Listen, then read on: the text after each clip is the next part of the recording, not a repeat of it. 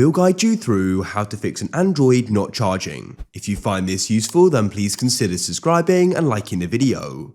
Your phone may currently have some battery left and it's still not charging, or it may be completely run out. It doesn't matter, we've got methods for both.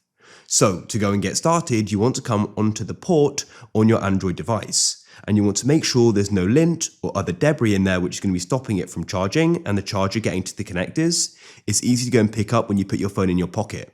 So if you see anything in there, you want to go and use a soft brush or a cotton bud to go and remove it. What you can also try doing to remove dust is blowing and go and see if that solves the problem.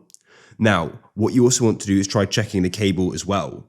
So ideally, you want to try using a different cable, but we could also try doing, if you've only got one cable, is testing it with another device and try changing the charging method as well. For example, you could try charging it from a computer instead of the wall and go and see if that solves the problem.